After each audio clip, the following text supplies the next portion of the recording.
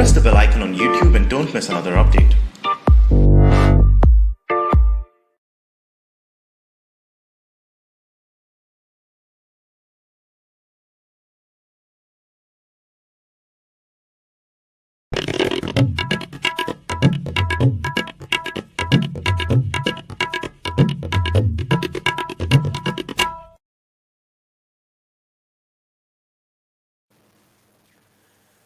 Namaste and welcome to this very, very important episode.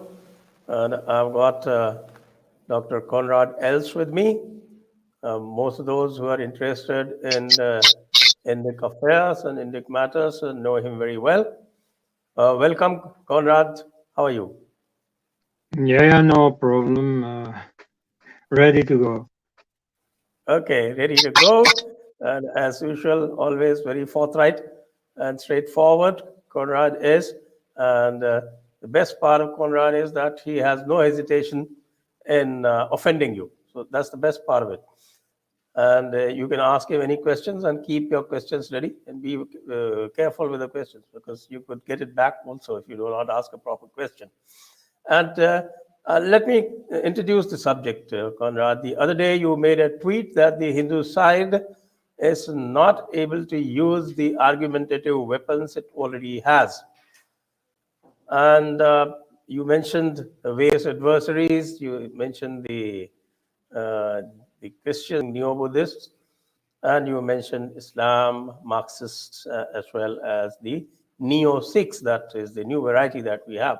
Not so new, actually. It dates back to the early 19th century, or rather late 19th century.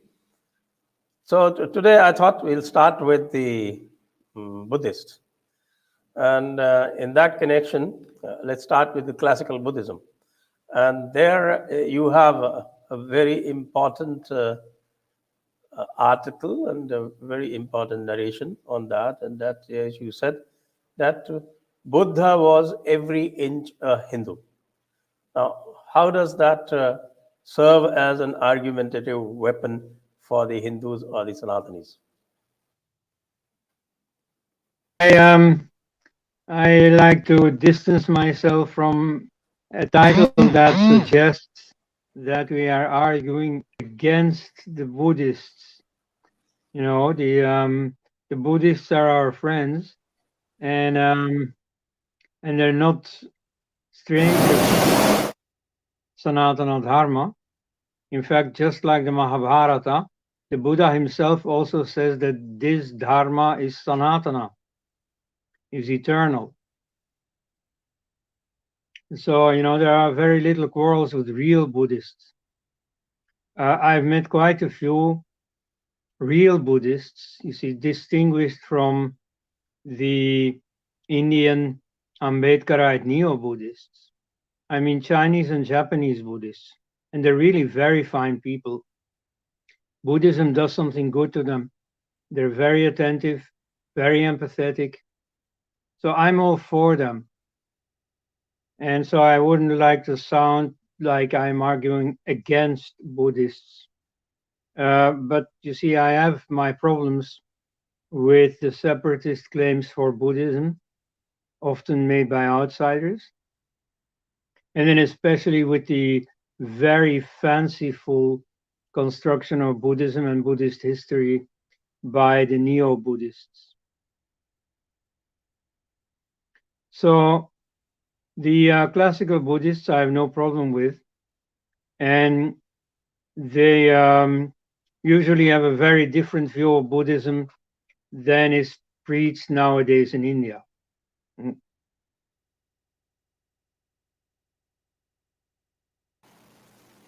First of all, they tend to be aware in differing degrees of the rootedness of Buddha's Dharma, which did not fall from the air. You see, you have the Christian Islamic viewpoint of prophetism, that somebody suddenly, without any connection with his existing culture, gets a revelation from God and starts something totally new. That idea was to some extent projected onto the Buddha by Christian scholars in the 19th century. But there is no such thing. If you read the life story of the Buddha, that is not the case at all.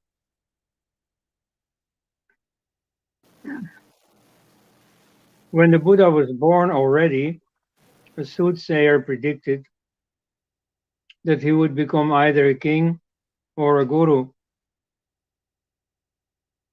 And nobody was surprised. You see, this institution of gurudom very much existed in the culture into which he was born.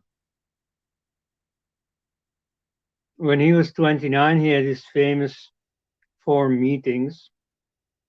And this story is probably somewhat true. You see, the age 29 gives it away. That's the age when most people start realizing that they are not immortal. That if they want to make something of their lives, they'd better start doing it. And so that's when he sees people he had, the kind of which he had always seen throughout his life. But then, because of the churning inside, he suddenly sees the importance of these meetings. You see, he's a sick person, a dying person, and he realizes then, which he didn't do as a child or as a teenager, that he himself was no different from them, that he too could get sick and that he too would one day die. So then he sees a renunciate and he wants to become a renunciate himself. You see, the institution of renunciates already existed. He walked in footsteps that were already very much there. There was nothing new about that.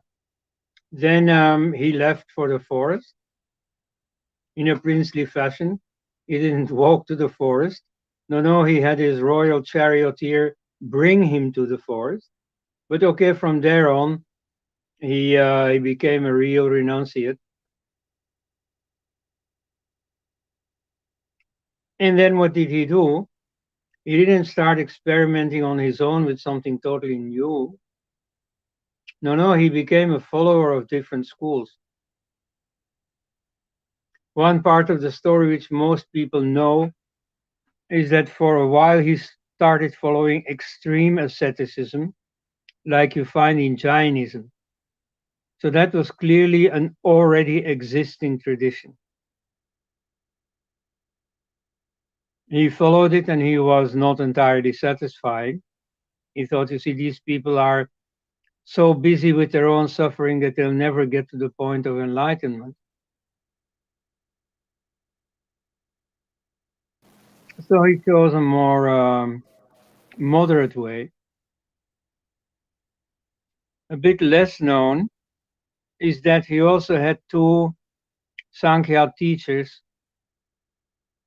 Alara Kalama and Udraka Ramaputra. So they taught him a few meditation techniques, which he mastered.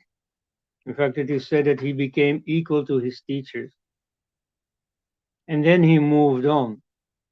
Now, that doesn't mean, as you find today in quite a few introductory books, that he hated them or he disowned them or something. No, you see, what you have here is the phenomena that Friedrich Nietzsche describes, namely, you don't honor your teacher by remaining his pupil. At one point, you have learned everything there is to learn and you move on and you experiment and you find out new things. And so you grow above the level that your teacher left you with. This is what happens to the Buddha. Then, with all the learning he has done, he goes to practice on his own. And the learning he has done is not disowned. On the contrary, in the Buddhist curriculum, those meditation techniques are deemed to come just before the nirvana. They are the last meditations before the final meditation that leads you to nirvana. He doesn't disown them at all. On the contrary, he goes to sit under a tree. He reaches something that he calls liberation. And then, after the gods Brahma and Indra convince him to share his newfound knowledge with the world, the first thing he does is to try to reach those two ancient teachers to teach them the new thing he has found. Both of them were already dead, but at any rate, the mutual sympathy between them had never gone. It is not true that he disowned them. And then everything he did was in a mold that already existed. You know, he started a sect, he accepted pupils, and of course there were many sects at the time that accepted pupils and so on. This was just nothing new. If the Buddha was more successful than the others, there may be a very mundane reason for it. You see, Buddhists may tend to say, oh, that's because Buddhism was so superior, was such a perfect doctrine that people couldn't help getting attracted to it. Well, there may be some truth to that, but there are material circumstances that certainly have at least as much to do with it. You see, the Buddha was some sort of a prince.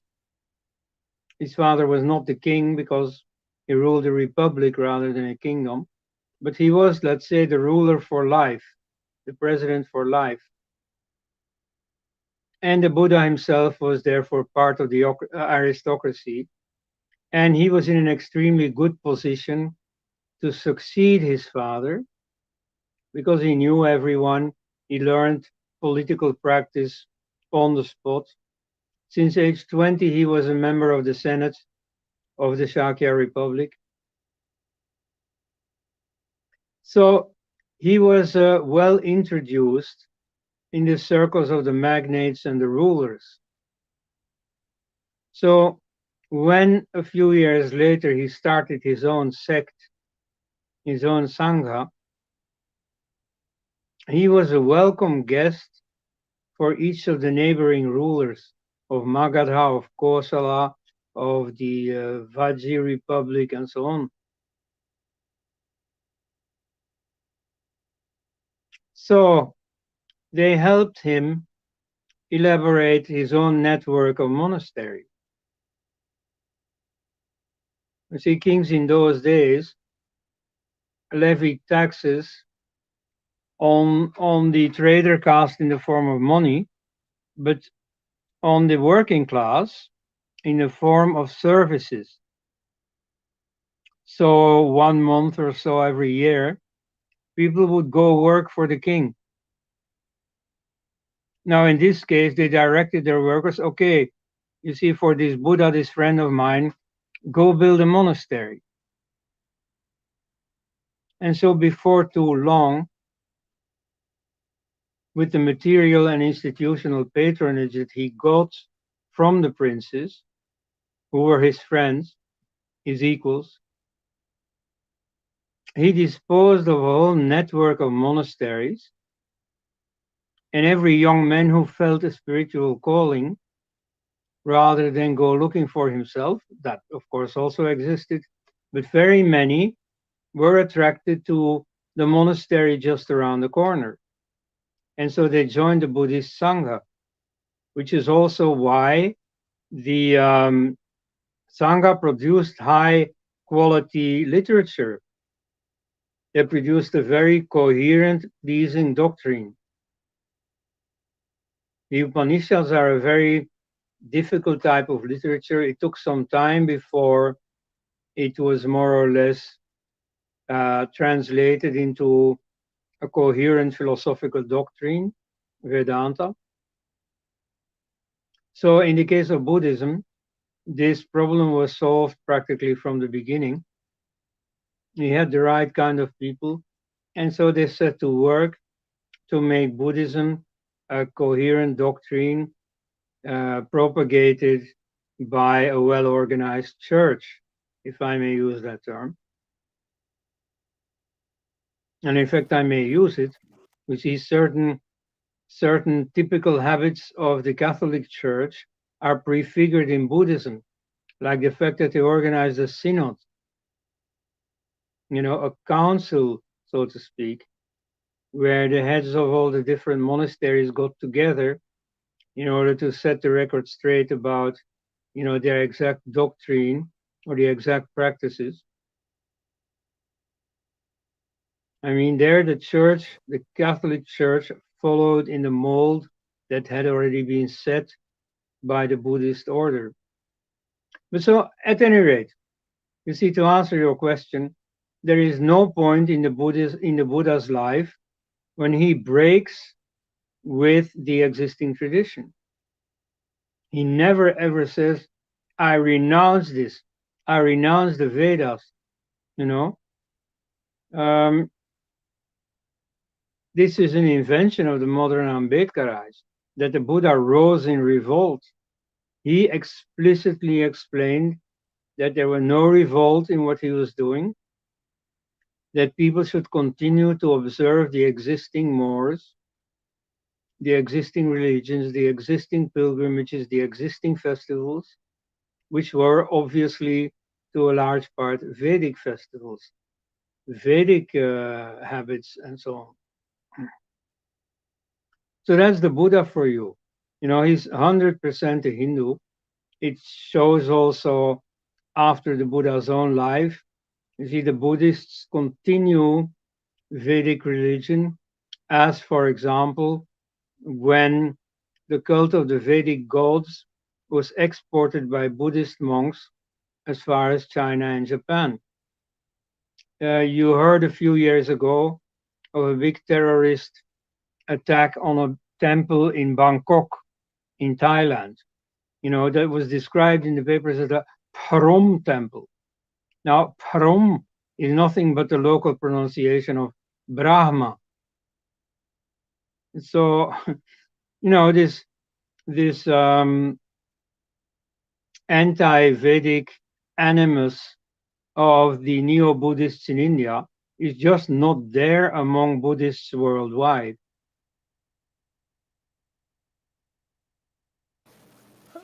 But there is,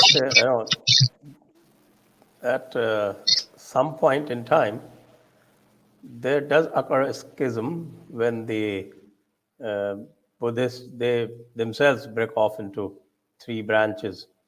And at that time, they either take it from the Buddhist lore or they invent this, where they say that, okay, Buddha said that there is no Atma, and he propagated what is called Anatta or Anatma and Anitya or Anitya. Whereas the Sanatana Dharma, they already talked about Dharma, Nitya, and Atma. So where does that schism come from, at what point, and what is the significance of that particular lore? But among one another. You see, that's what happens in every sect. For instance, Vedanta fell apart into Advaita, Vishishtadvaita, and Dvaita, and some more. So there's nothing new, nothing special if the same process took place within Buddhism. Now, the idea of there is no Atma, that is not from the Buddha. The Buddha says about certain things that they have no Atma. That is true. They have no fixed identity. They have no self. Take, for example, a soccer team, or for India, a cricket team. Sometimes like it exists for 100 years and people are called to celebrate this anniversary.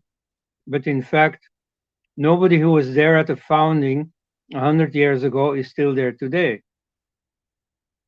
And maybe they don't play in the same stadium anymore. Maybe they changed their name halfway. I don't know. I mean, there is no fixed identity that goes from 100 years ago to today. The same thing with a human being. You see, you don't look like you looked 20 years ago. Moreover, there is not a single cell in your body that was there 20 years ago. You know, you continually keep exchanging material with your environment so that cells are being replaced and so on. So you see, to look in the natural world for a self is not going to work. You have to some extent a fixed personality, even though that also evolves. So there is no self in the sense that there is no fixed identity in the world. Now that doesn't mean, and here I'll quickly borrow from the Sankhya view of the world, which distinguishes between nature and spirit and the person, the Purusha. And mind you, all the psychic faculties, the memory, the personal tendencies, the imagination, and so on, they are all deemed to be part of nature. Everything that is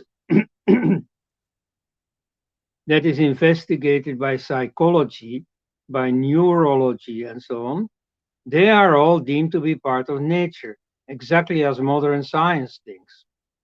Except that modern science doesn't see anything beyond that, whereas the Sankhya view sees a second pole, which is consciousness, which is Purusha. And so it says, okay, the thinking processes are mechanical, are part of nature, as is proven today by the fact that many of those processes are now taken over by machines, by computers. Those computers are not conscious, but still they can go through thinking processes, even far more effectively than human beings can. But you see, apart from that, you have consciousness, which is something separate. So according to Sankhya, they both are co-eternal. They both are uncreated. Matter has always been there. There's no creation of the world. Spirit has also always been there. Spirit has not emanated from matter. Matter has not been created from spirit. The two are separate and equal. All right. Now, the self in the Upanishads is not part of the world. The self is precisely that which is not the world.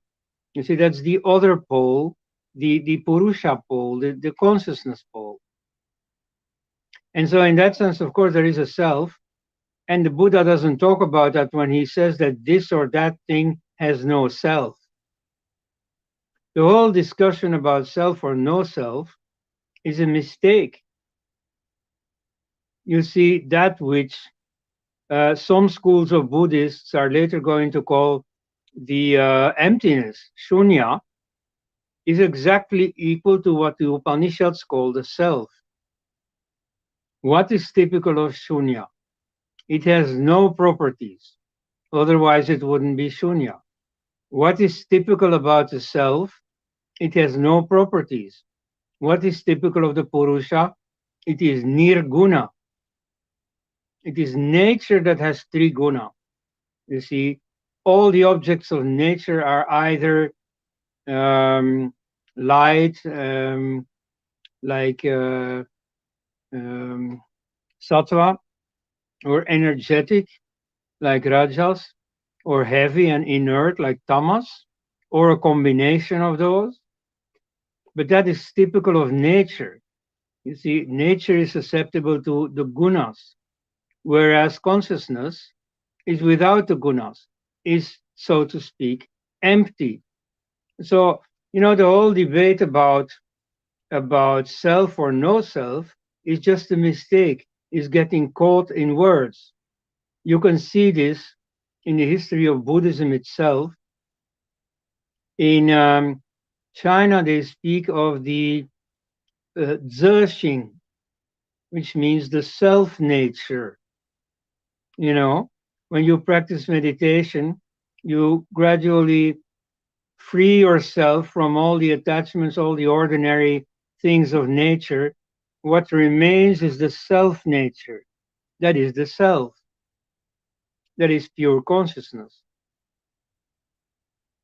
You know, in yogic practice, ultimately, you strive to a certain experience. The German-born Hindu monk Aghehananda Bharati called it a zero experience. And so that zero experience is always the same. Otherwise, it's not zero yet. However, when you come down from your meditation, your mind starts to construct a system around this experience. And this is where you get differences. This is where you get Sankhya, where you get Vedanta, where you get Buddhism, where you get Jainism. So those are constructions, intellectual constructions,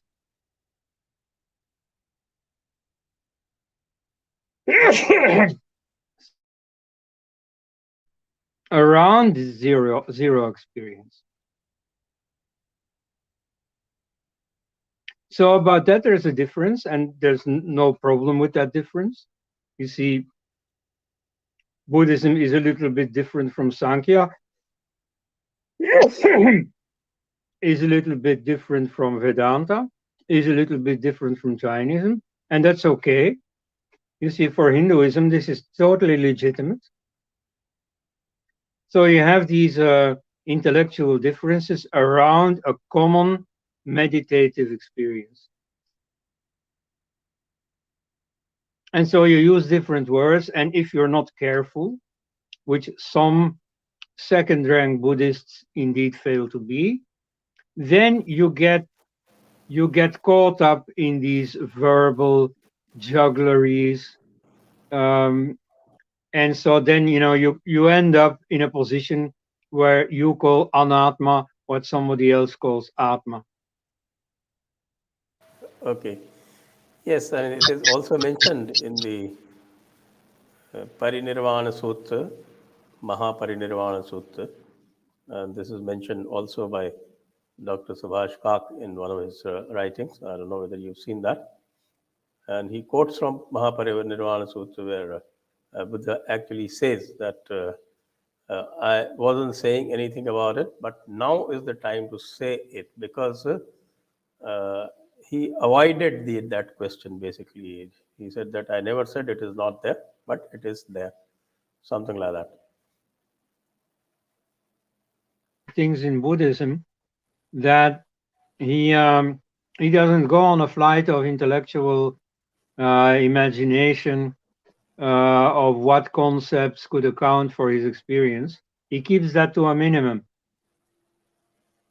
And so he refuses to entertain questions of does God exist, does God not exist, and so on. The usual metaphysical questions he keeps absolutely to a minimum. But that is also why he was, of course, not interested in rebelling against the Vedic tradition or whatever existed all around him. Precisely because that would have been a waste of time. That would have stoked the fires of dissension, of intellectual debate, which to him was just not the point. Right. Now, so we take your point, and in fact, even I have in my discussions about Buddhism. In fact, I did an episode based on your article, which said that Buddha was every inch a Hindu, and I have also said the same thing, that the differences are basically with the neo-Buddhists and not with the real Buddhists. Dalai Lama actually is a founder of the Vishwa Hindu Parishad. That is a fact, and there is no greater living Buddhist than Dalai Lama himself. So he understands, but these neophytes do not. Now, let's talk about Christianity, because Christianity is a completely different worldview. And of course, it comes from what is called prophetism, where the truth cannot be directly related by any person except through a prophet. And you said that there are very powerful arguments against Christianity as far as Sanatana Dharma is concerned. So, could you give us some kind of an idea about that? Well, the basic problem with Christianity is that it is a mistake. You see, what you have seen in India of it is mostly that it committed aggression against Hinduism, destroyed Hindu temples and forcibly converted people, sometimes killed people.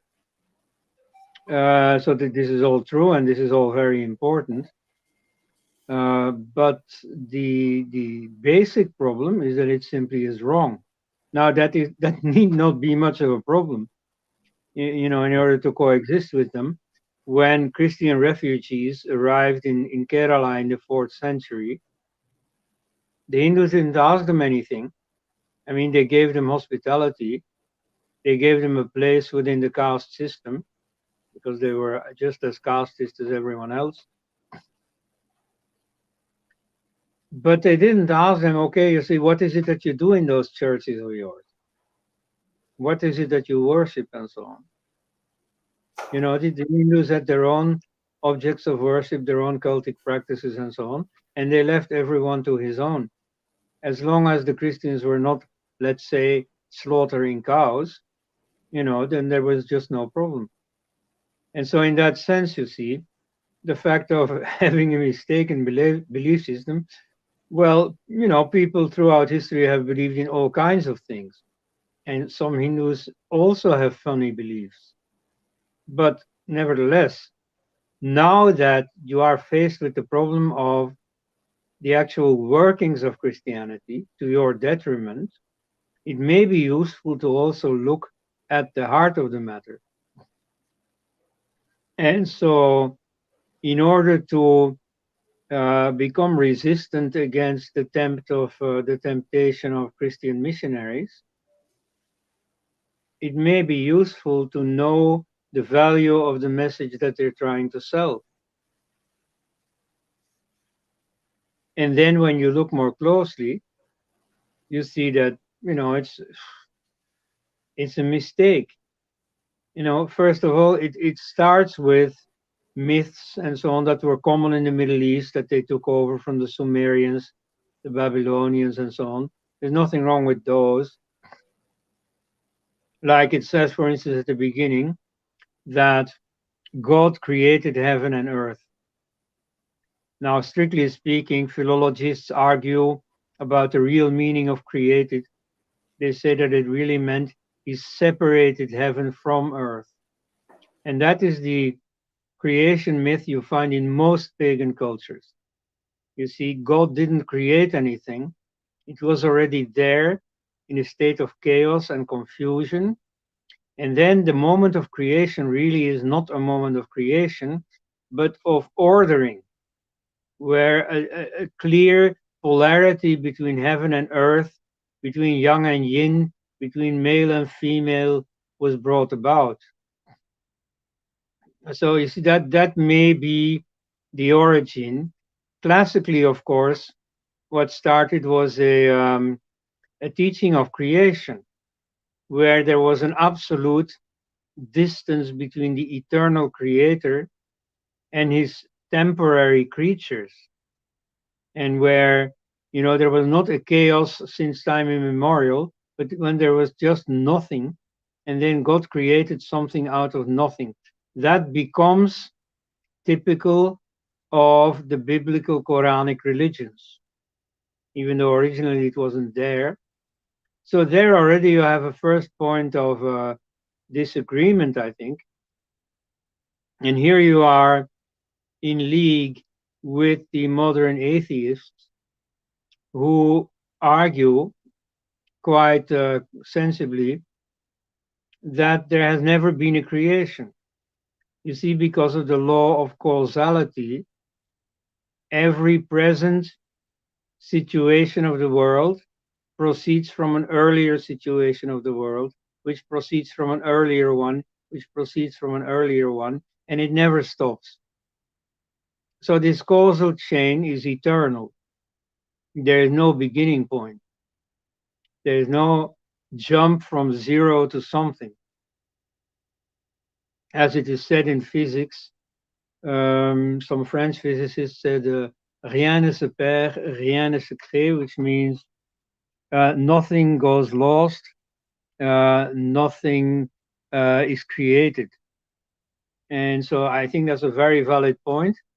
And so some Hindu schools of philosophy, like the Sankhya school we earlier mentioned, make that same point. And so within Buddhism, you get this too, because in Hinduism, you do get a certain, sorry to say, but I think it is a degeneration, an intellectual sloppiness that indeed starts to imagine gods as creators. And so later Buddhists, 1,000 years after the Buddha, like Dharmakirti, start arguing strenuously that there cannot have been something like a creator god. Some Brahminical thinkers did exactly the same, like Kumarilabhata. You know, you have this rising notion of a creator god, and you have a very firm, and in my opinion, very correct intellectual resistance against it. In 2005, the Buddhists in Cambodia prevented a move by Christian missionaries to rewrite the school books in such a way that religion in there would be defined as worship of God. You see, they said, well, you know, maybe we worship the gods, you know, Brahma, Indra, and so on, but we don't worship God. We don't worship a creator God who stands above us all, who stands above the universe. And this is a Christian attempt to insinuate their theology in the minds of our children. So they blocked this, and quite correctly. So that idea of no creator, that is very much in Sanatana Dharma. And so that became an important theological dogma for the biblical religions. Okay, now maybe that is just theological hair splitting. But now we come to something more important, perhaps. The figure of Jesus. You see, why is there a need for Jesus? Jesus comes to restore us from the fallen situation we're in, and we are fallen because of hereditary sin. And where does hereditary sin come from? Adam and Eve were living in the earthly paradise in the Garden of Eden, and there they became disobedient to God because they were seduced by the snake, by Satan. Of course, Christianity doesn't explain where Satan came from.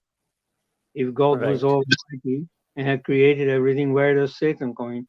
Anyway, so they were disobedient. They believed the snake's promise that by eating from the apple, they would become equal to God. Now, you see, that is hubris. And that's a theory that also counts among pagans. In Greek mythology, you know, hubris, trying to be equal to the gods, is also the greatest sin. But in Christianity, it gets a special meaning. First of all, it is linked to mortality. Human beings in earthly paradise were meant to be immortal. And so by committing sin, they became mortal. That is why you have a very central role of the problem of death in Christianity. In religions where people believe in reincarnation, death is not so much a problem. As Krishna says in the Bhagavad Gita, death is just like taking your clothes off when you go to sleep. and tomorrow you put Right. new clothes on. So, their rebirth, the temporariness of death is already a given. You don't need to be victorious over death, because death isn't so serious. Death is just a temporary phase. Now, in Christianity, it is very central. And so it is caused by our sinfulness. Even though animals on whom the category of sin is not applicable, they also die. Now, Jesus is supposed to be the Son of God, or the incarnation of God, which for Jews and Muslims is a bit problematic, because it associates a creature, a human being, with God, whereas Christians think precisely that is bright, that it is, a doctrine of genius, that God could actually become a creature, that God could become man. Now, what does God do with Jesus? You see, in the Bible, there is a notion of enmity with the local pagans in Canaan, which is in the Levant, in the what is now Syria, Lebanon, Israel. And one thing they did, which was quite exceptional, like the Romans, for instance, when they saw it, they abhorred it. So what they did was to sacrifice their firstborn child. Because, you see, sacrifice existed in many cultures, and even human sacrifice existed. Like the Aztecs believed that if the gods weren't tasting human blood every day, then the next day the sun would not rise. So human sacrifice was fairly widespread, not in India, but okay. And but this was special. You see, the Aztecs and so on, they used whatever human flesh they could get. They would take their prisoners or prisoners of war and sacrifice them, and assume that God would be satisfied with whatever flesh they sacrificed to them. Now, these people, the Canaanites as they are called, were of a different caliber. You see, they said you can't just throw your waste paper bag onto the altar. If you offer something to God, you shouldn't offer just anything, something you want to get rid of anyway. No. You should offer him the best you have, the stuff you cherish most. Now, what do you cherish most? It is your firstborn child. So they had this practice. Now, the Jews broke with it through the sacrifice by Abraham of his son Isaac. He's going to sacrifice his son as the Canaanites did. But then God intervenes, or at least that's what he imagines. He hears a voice telling him to stop, to desist. So that practice stops in the Israelite religion. But you see, the memory of it lingers on. And so when Jesus is there, we get a scenario where this is repeated. God sacrifices his eldest son, his only son. So Jesus dies. He dies a martyr's death on the cross. But the special thing, this is not an ordinary human being who sacrifices his son. No, it's God who does it. And so the result is that Jesus defeats death, and he comes back from death. He is resurrected. Now, you will permit me that I don't believe this anymore. I used to believe this till I was like 15.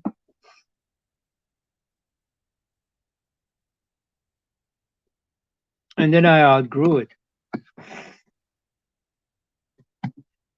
You see, Jesus did exactly the same thing like all mortal people do. He disappeared. You see, typical for dead people is that you can't find them anymore. If you want to talk to Narendra Modi or George Biden or so, maybe it'll be difficult for you to arrange a meeting. But ultimately, it is possible. It is at any rate physically possible. Whereas with Jesus, you won't run into Jesus. Of course, you will meet people who have Jesus on their minds, just like all the people who lost their father or their wife or whoever have their beloved but deceased relative on their minds as well. You know, that's something else than being there. So of Jesus, it is said that after 40 days after the resurrection, he ascended to heaven. So he did the same thing that all mortal people do. He disappeared from the world. And you see, he is supposed, through his resurrection, to have defeated original sin, which implies mortality. Now, I am not aware that in 33, when all this happened to Jesus, the number of people dying has markedly decreased. Mortality has not disappeared. Sinfulness has not decreased. You know, people keep on fornicating and waging wars and murdering and stealing and everything as much today as back then. So you see, this basic defining doctrine of Christianity is just not true. Moreover, from a common sense viewpoint, it's also a bit weak that actually it is a person cult.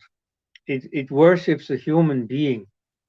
You see, that's what Judaism and Islam have against Christianity. That it's a form of idolatry. And so for me, people are perfectly welcome to celebrate and to worship whatever they want. Nevertheless, I don't find this very convincing.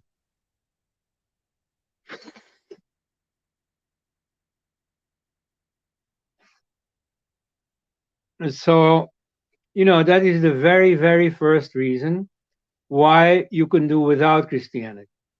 You see, if people in America or wherever are happy being Christians, well, it's none of the business of Hindus to go and interfere with that. Hindus are not like that. But, you know, to welcome the mission in India and to go through the trouble of converting to a religion that anyway is not true, you know, that is wasted effort. So that's the basic problem with Christianity. There are a number of minor ones. You know, there are very funny doctrines in Christianity.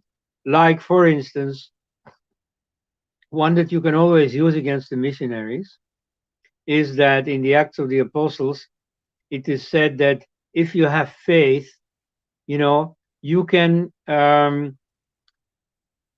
go against the effect of snakes. Snakes can bite you, or snakes can approach you and they won't even bite you. But if they bite you, you won't die anyway, because you have faith. Now, you can ask your Christian missionary to put this to the test. You know, bring a cobra in and let him prove his faith. Or, okay, that's a very good point. Yeah, or something else. You see about prophetism. In the Bible, it is said, Deuteronomy 18, chapter 18, verse 20 to 22. This is a very useful verse to know. You know, when the Yes. Jehovah's Witnesses or whoever preach the end of time come to your door, you can always answer. You know, you don't need any difficult, ratiocination. It's very simple. You say Deuteronomy 18, 20, 22. That's language they understand.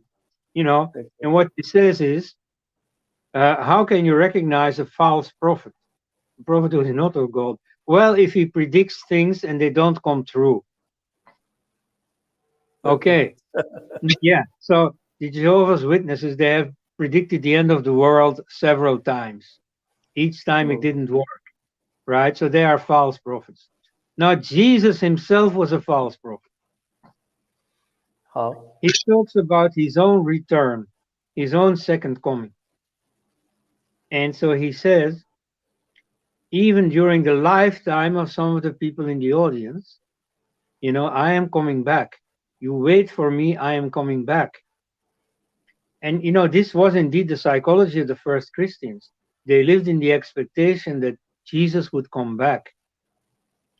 And that generation has passed. That first century has passed, and more centuries have passed, and more generations, and Jesus still hasn't come. So you see, he made a false prediction. Now, the Jehovah's Witnesses, when they predict the end of the world, at least they predict something that's going to happen outside them.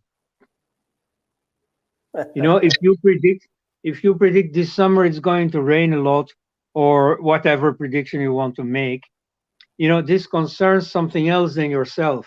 You have no control over these events. Maybe you make a wrong prediction, but you're not to blame. I mean, making people believe that you can predict, maybe there you are to blame. But that wrong prediction, well, it happens. You have no control over the matter. In the case of Jesus, even that excuse doesn't count. You see, he was predicting about his own second coming. All he had to do was to look into his own agenda. Oh, when am I coming back? And even that he couldn't do. So, there are there are a number of reasons not to believe in Jesus. Okay, Jesus was a fine fellow, probably. I mean, I haven't known him, but he was not the Son of God. He was not the Savior. He did not end sin. He did not end mortality. He did not rise from the dead, and he could not predict his own second coming. Okay, those are some very fine arguments and some fine points. And of course, you already exceeded the time that we had. So what we'll do is that we will move to the question and answer. Of course, there are not very many questions coming right now. So maybe one or two more points, more arguments you could give us before we move to the questions. That Hindus are familiar with is simply the rather negative record of the churches in treating Indians. About that, you have to be careful. You see, everything that is said about the Goa Inquisition and so on, that's all correct. And the role of the church in the murders in Kandhamal or in Palgam and so on, that's by and large correct. But you see, if you go up in arms about the bloody record of the church in the past, that's true, but that's not today. And so the church has an easy answer to that. They say, well, all men are sinners, even Christians, and we admit that Christians of earlier generations have done you wrong, but that was in the past. Back then we were part of the problem. Now we want to be part of the solution. And so many of the things they did wrong have indeed gone. Like, for instance, when the Portuguese came, they were not only religious fanatics destroying temples and so on, which even they don't do anymore. They were also racist, because most people were racist. They were children of their time. Okay. That racism has also gone, whatever some people in India may say. I mean, it's a very comforting thought, to fulminate against racism. Because in the 19th century, that racism was a reality. And so you could feel morally superior. Oh, they are racist. We are the victims of racism. We don't do that to them, what they do to us. Okay, that was a very arguable point, but that doesn't apply anymore. And now most missionaries you have to deal with are not Westerners. Americans to some extent, very few Europeans, but mostly are fellow Indians. And so, I mean, I've seen a number of Christian institutions in North India that were led by missionaries from Kerala. And soon they will also be replaced by locals, by people from Punjab, for example, which is one of the main mission territories at the moment. In fact, you can say that every part of India is now a mission territory. And you see, when there is some interreligious dialogue where the topic of racism will come up, you can count on even the local Baptist minister or whoever is there to send somebody native, and you won't be able to make the racism argument against him. Similar with colonial plunder. You see, the church has profited enormously from riches that the worldly authorities stole from the natives. That's all true, but that's again in the past. Today, in material terms, the situation is the reverse. The church spends enormous amounts of money to harvest souls in India. And this cannot be compared with the situation of Hindu gurus going to the West. Hindu gurus don't invest their own money or their followers' money in order to be able to go to the West. No, it is Westerners who pay their journeys. And so it is not Indians who pay for the missions at the moment. You see, to a large extent, the missions are still financed from the West, even though the West can't send personnel anymore. In the Baptist and some evangelical churches, they still do. In the Catholic Church, that has practically dried up. Like one mission I know quite well, the Levens mission, named after Constant Levens, who was a Flemish Jesuit from the 19th century. He set up a missionary network in Chota Nagpur, which is the area like between Ranchi and Calcutta, among the tribals. And so he was very clever, as the missionaries are. And so he offered them what they needed. The tribals at that time were being plundered by zamindars and other people from the city by the British new property laws that introduced the notion of private property, which the tribals hadn't known. And so much of their land was being stolen. Yet, you see, the law was not entirely against them, only they didn't know the law. They had absolutely no experience with pleading in courts and so on. So the church provided that and helped them in a tangible sense, and then helped them with, founding schools and setting up hospitals and so on, the usual thing. So you see, in that mission, I know firsthand, there are no Flemish missionaries anymore. This is totally manned by locals. Or, when it is not locals, it is other Asians. Like you may remember a few years ago, a number of Christian missionaries in Afghanistan had been kidnapped by the Taliban.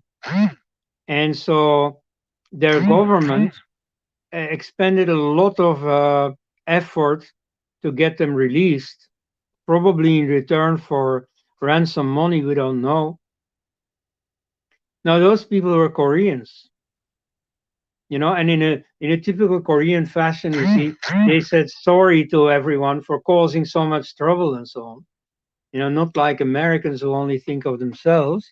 No, they were very public spirited and so on, very Asian, but they were Christian. They were missionaries. The fellow who 2 years ago was trying to invade the Andaman Islands was a Chinese American, and so on. So you see, this talk about, it's racism and it's Western imperialism and so on, that's all bygone. The church has its own agenda, which for a few centuries coincided with the European colonialist agenda, but that's over. You see, when decolonization started, the church worked overtime to adapt to the new circumstance. And so in some countries, this was a dramatic thing. Like in China, all the missionaries were, if they were very lucky, only expelled, but usually were imprisoned or killed. Now, India, in contrast, gave them no trouble at all. You see, a few states introduced these toothless anti-conversion laws, which didn't make any difference on the ground at all. But by contrast, they managed to get into the constitution not only freedom of religion, but even the freedom to propagate religion, and which was their point. I know from an ex-Jesuit, an ex-Flemish Jesuit, that bribes were paid in order to save this Levensmission in Ranchi. And so very probably, this you see I have on hearsay, this I can't prove, but it is very likely that in order to get that word propagate into Article 25 of the Constitution, also bribes have been paid. Although in the case of Jawaharlal Nehru, he probably didn't need any bribes to do anything that would displease the Hindus. But so some people certainly were amenable to that kind of persuasion. So anyway, what I was saying is that times have changed, and it is lazy, it is tamasic to settle down in a position as if we are still in the 19th century, as if we are still in the colonial age. You see, that's over. You can make that point in history books that Christians really have a lot to answer for, but nevertheless, to bring up those arguments today, as if you are dealing with the Christians today, that would be a mistake. That robs you of your credibility. So we need to devise different tools for different times. Thank you for enlightening us with this. Now let's move to the audience questions and answers. Before that, I request all my viewers to please like and share this video as widely as possible on all the fora that you have. Also to press the bell icon and to subscribe this channel. And of course, we request you to continue and enhance your support to us. So let's move to the audience questions and answers. Press the bell icon on YouTube and don't miss another update.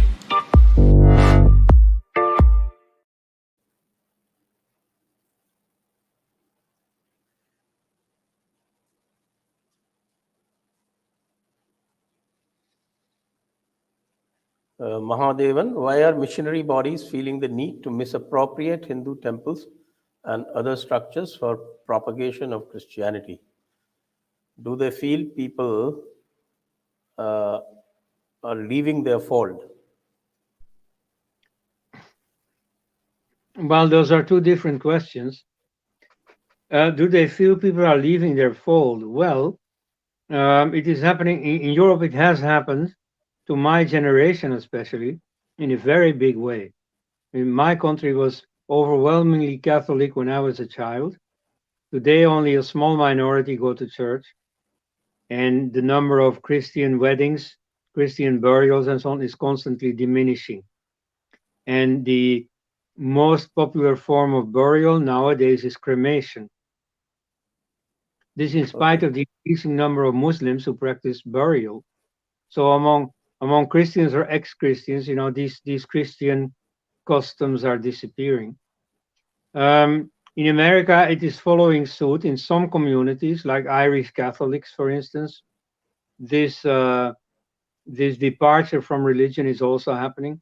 So in India, in some westernized circles, this is certainly also happening, but I think on a far smaller scale.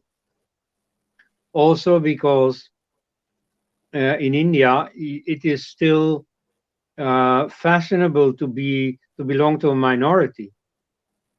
You see, in Europe, it became unfashionable to still be a believer and go to church. Whereas in India, they try to make it unfashionable to still be a Hindu, but there is no such offensive against the minorities. Then Okay. the phenomenon you describe of them appropriating temples and so on, wearing saffron, that's mostly among the Catholics. Protestants usually are more, more separatist. They try to affirm the Christian identity. Often they also, try to Americanize their flock. Like in the Northeast, you have church services with guitars rather than Indian musical instruments, and with American songs rather than Indian songs.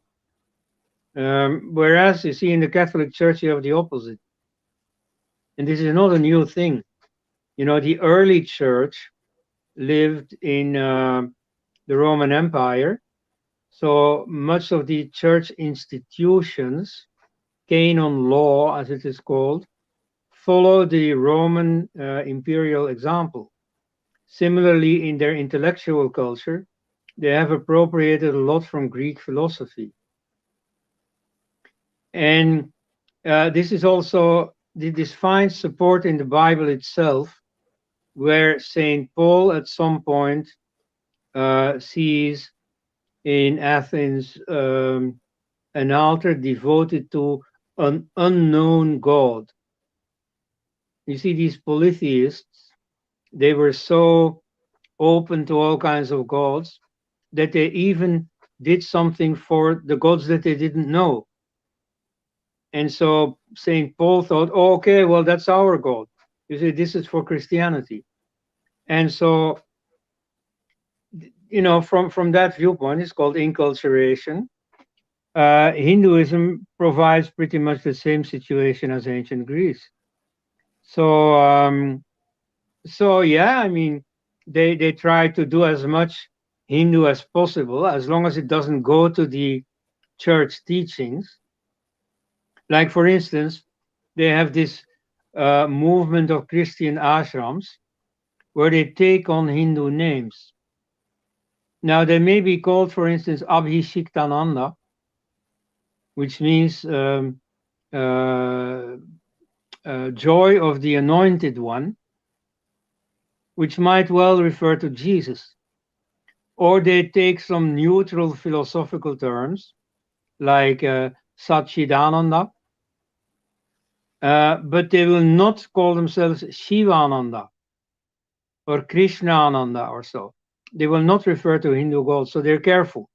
They inculturate, but not at the expense of Christian doctrine. And so similarly, yes, you see, they try to look Hindu as much as possible so that people can make an easy transition. And so they have perfected this art since many centuries. Like, for instance, in my area, in Northern Europe, when the first missionaries came from Ireland, they were in totally foreign territory. There was no king or other authority to protect them. So if they went against the native religion, they risked getting killed.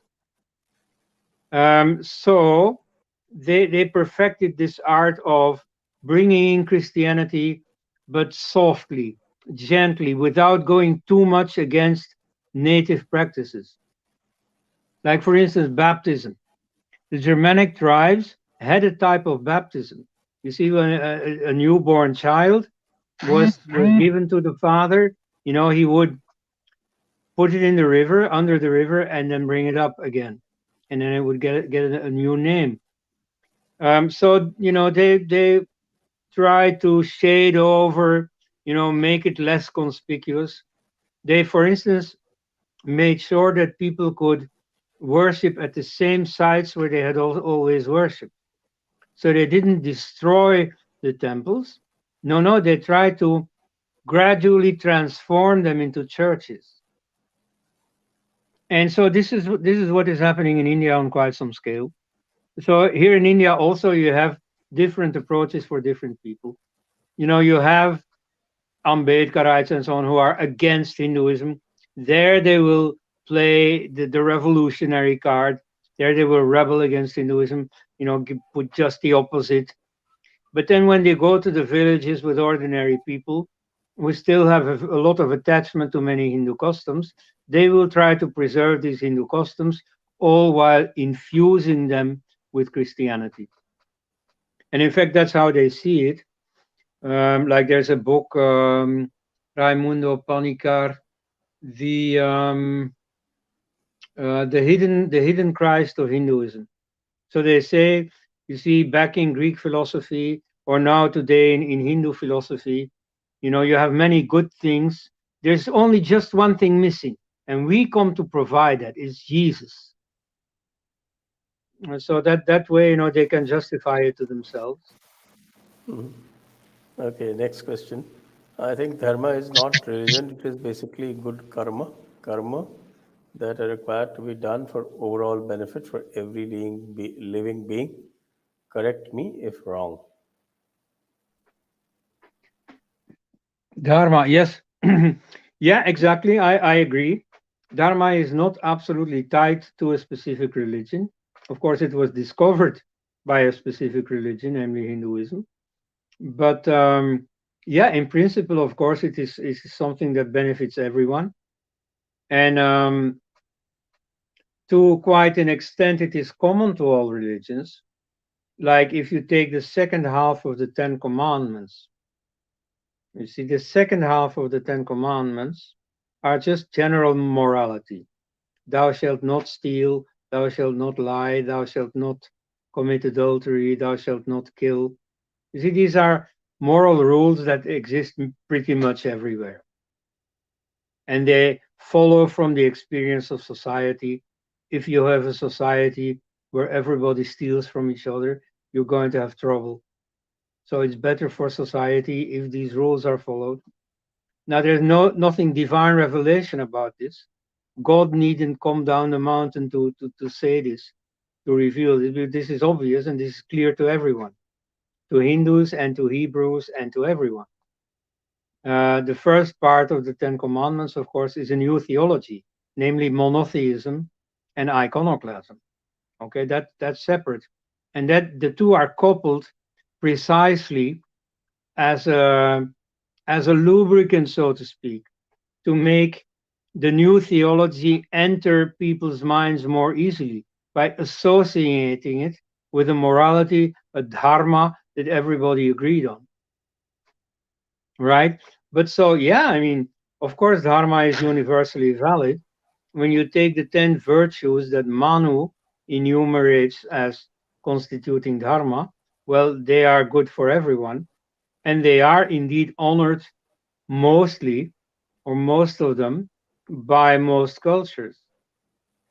So yes, Dharma is not something exclusively Hindu, though the term and largely the concept was invented by Hindus. Just as yoga is for everyone, but nevertheless it's Hindu in the sense that it was conceived and developed by Hindus. Right. Okay. Karan Batra, we are just in awe of what Koenraad has to say. Probably that's why not many questions. Thanks for the enlightening session. Thank you, Karanji. Next, Christian Evangelists, what future of church do you see in the West and here in India? Well,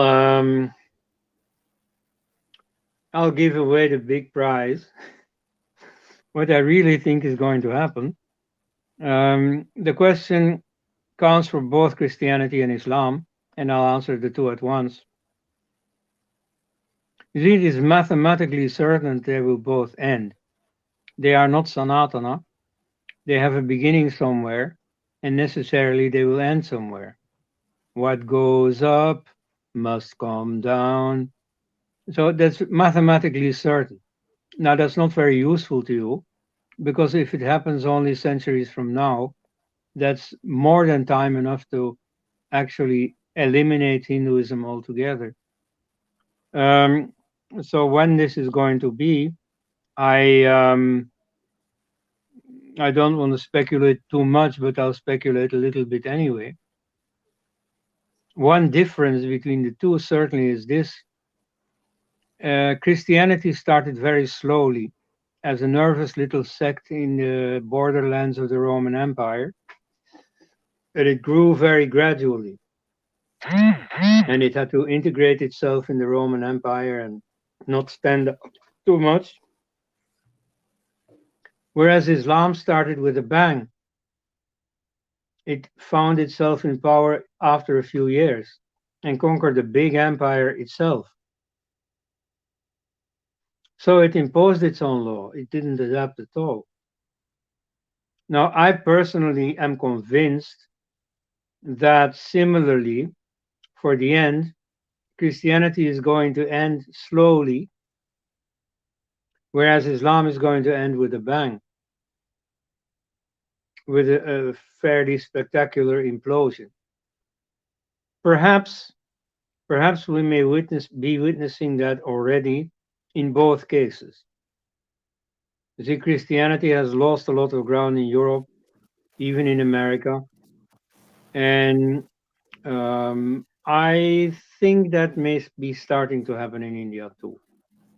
As for Islam, it's still going very strong in India, where it's constantly nurtured, of course, by the opposition against Hinduism. Whereas in the countries where Islam is on its own, where it is not being challenged, it is being challenged by the questioning of Islam.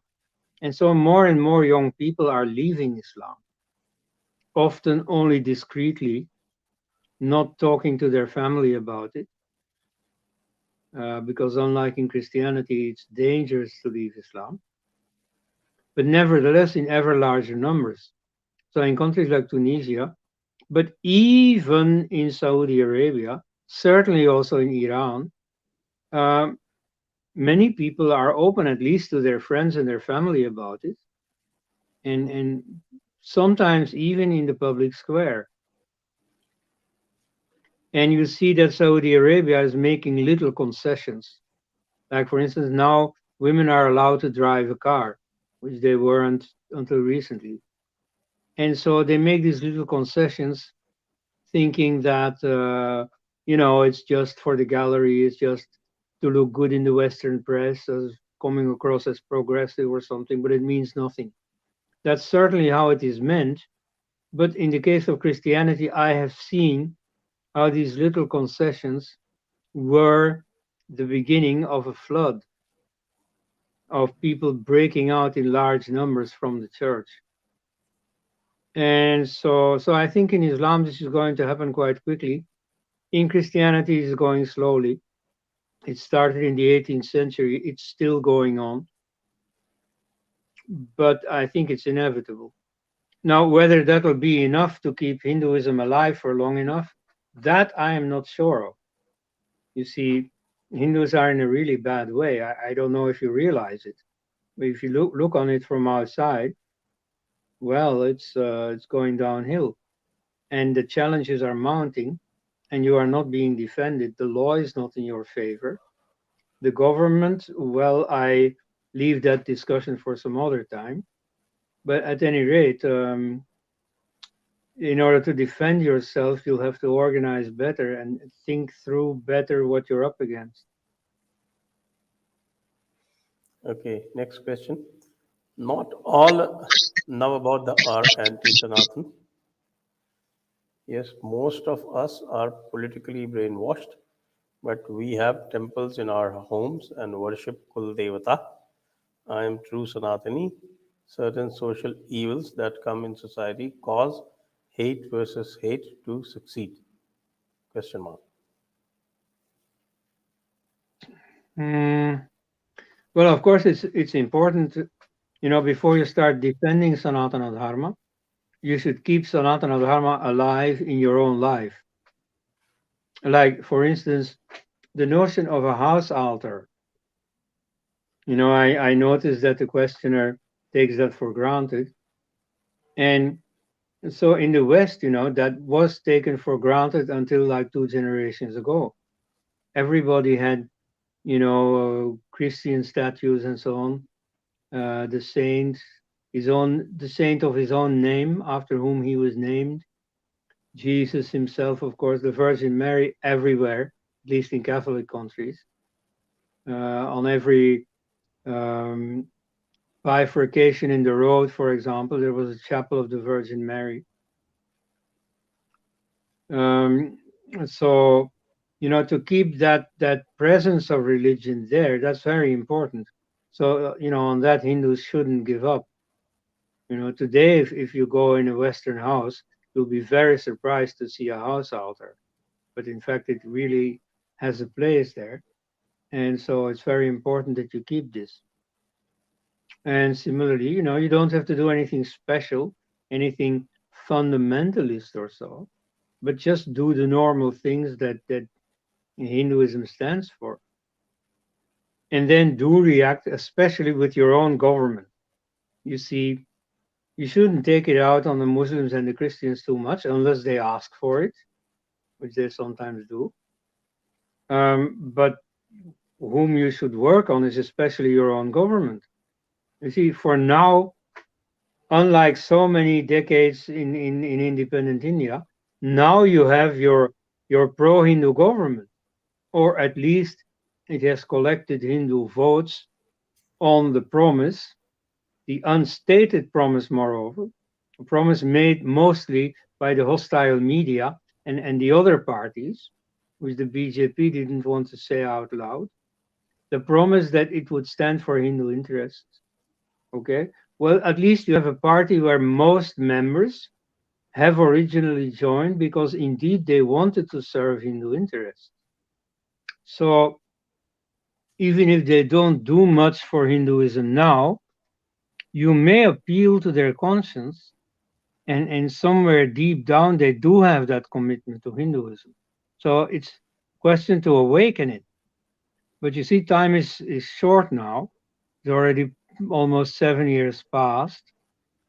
Many legislative things remain to be done, even if only to get a level playing field. I'm not even talking about Hindu Rashtra or something.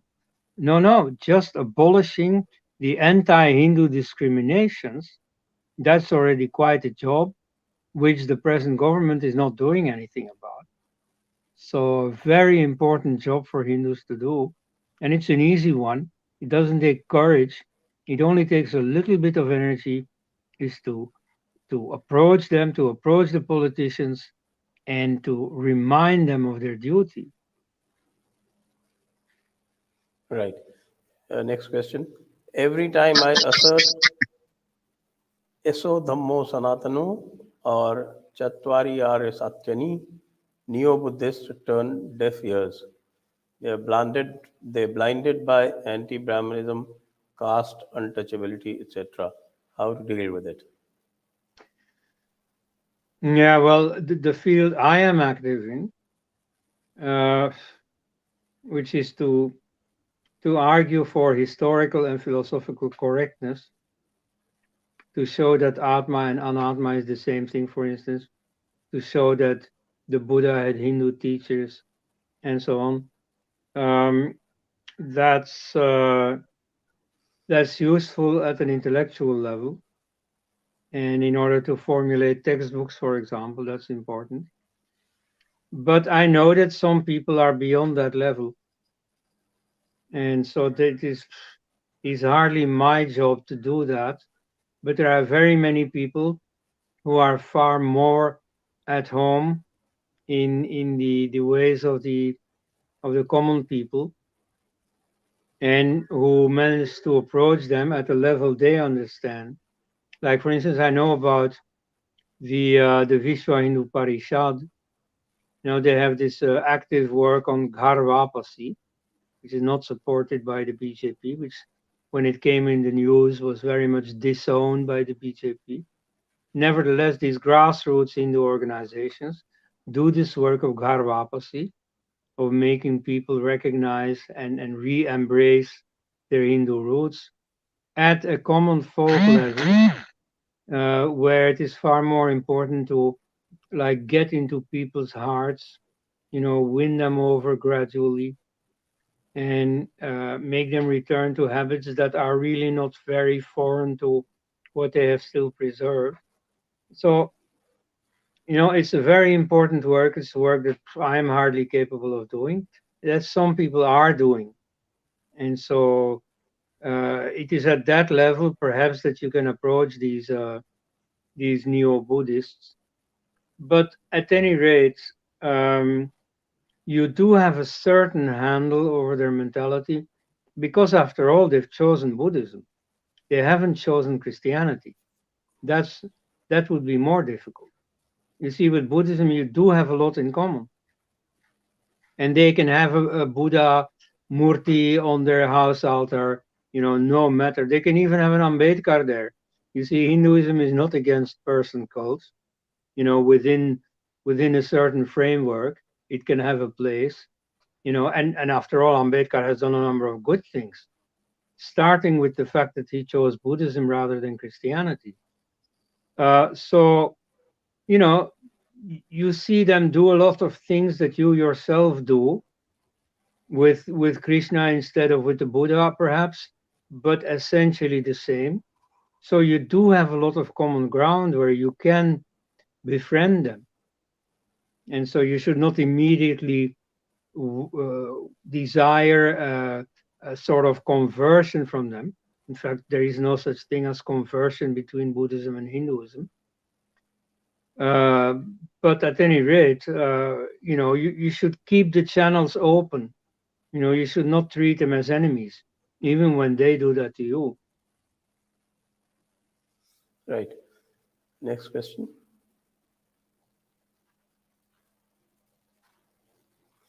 Arjun Sharma, Jai Hind, sir. Can a movie on the lines of Passion of the Christ be useful in giving the right message about Hinduism to the world? Thank you. The Passion of Christ. Well, the Passion of Christ means the suffering of Christ. Huh? Passion is not in the Hollywood sense of the term. No, passion means the suffering of Christ. When he's wearing a crown of thorns.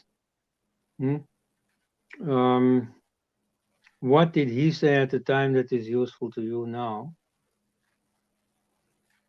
He asks God, Father, why hast thou left me? Why hast thou abandoned me?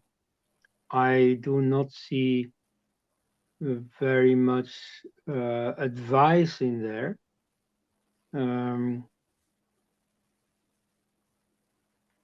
Except that he, of course, doubted, just like every normal human being would in that situation of being tortured. Nothing much divine about it. But then some Christians will say, yeah, but that's precisely because God became human. He went through all the things that human beings go through. Okay. Okay, let's take the next one. Let's take the next question. Yes, okay. Why Sri Lankan Buddhists are against Tamil Hindus? Tejus M. History.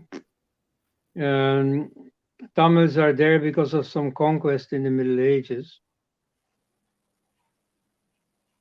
And even though they're there a long time, it's something like the Aryan invasion. Once you believe in the Aryan invasion, you see them, North Indian Brahmins and so on, as invaders, even though they're there already for 3,000-4,000 years, which is nonsense. Like the Siddhis, for instance, were Ethiopian slave soldiers in the Muslim armies. Now they live in India, only a few hundred years. But they're Indian. Nobody doubts that they're Indian. They speak Indian languages and so on. They are a scheduled tribe, I think, status-wise. So they have a place within the Indian scheme. Some of them are helped up and so on. There is a member of parliament belonging to the community. Anyway, I mean, they're fully integrated. So with Tamils in Sri Lanka, it's more problematic. And they've revived the hostility, of course, by their separatist war. Then there are other Tamils who came during the British period. Some of them have returned to India. in order to work at the tea plantations. You see, the British had this race theory, and they had this division. They thought of the violent Muslims, the perverse Chinese, the indolent Buddhists, and the business savvy but cheating Hindus.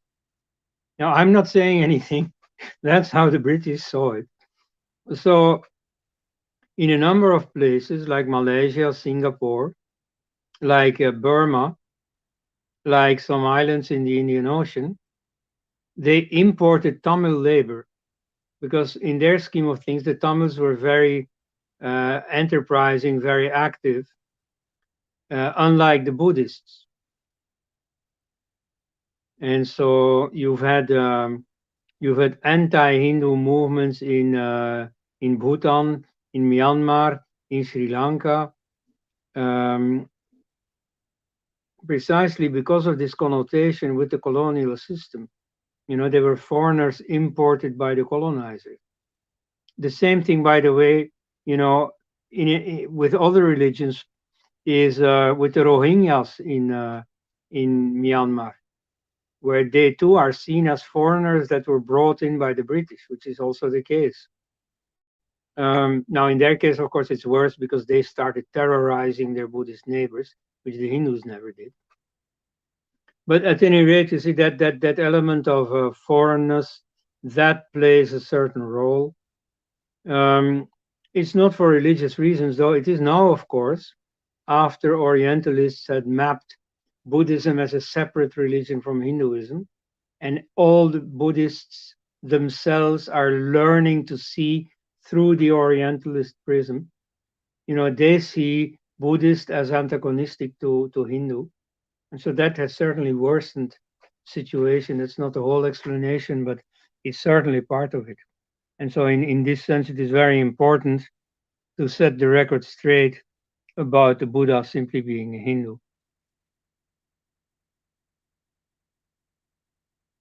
Conversion game established Gharwapsi University charity for conversion.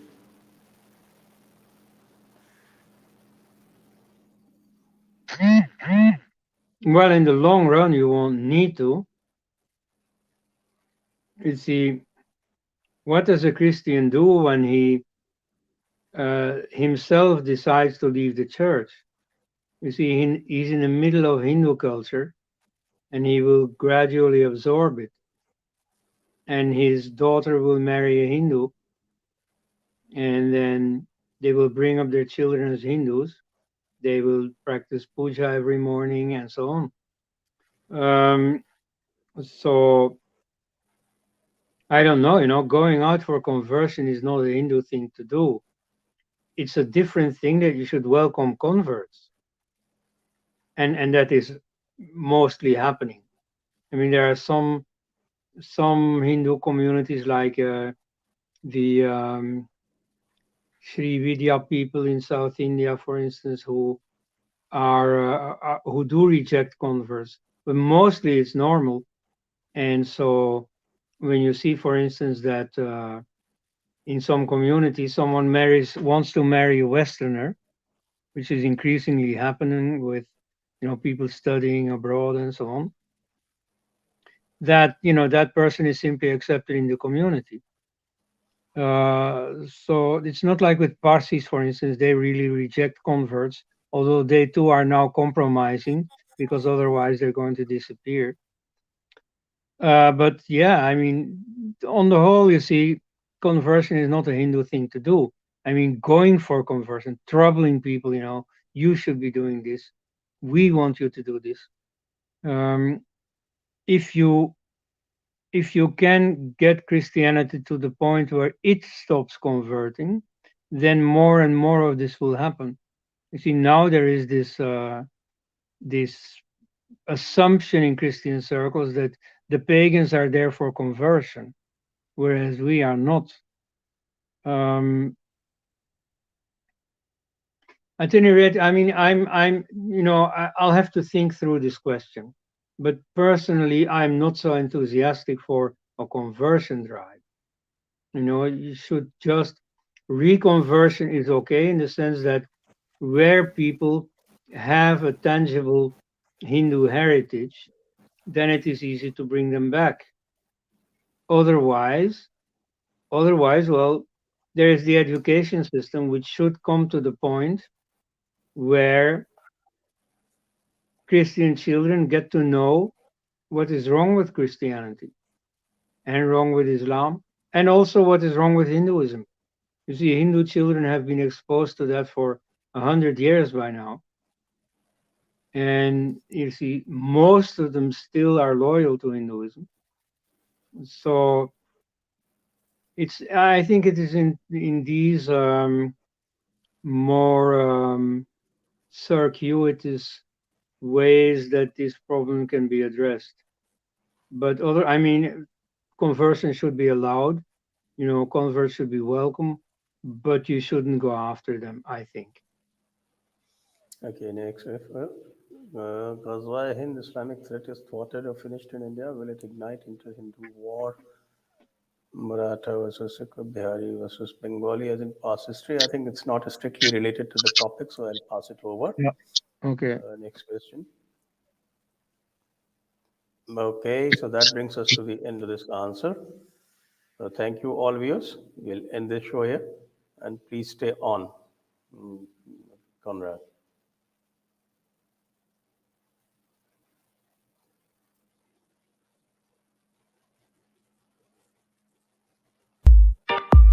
Press the bell icon on YouTube and don't miss another update.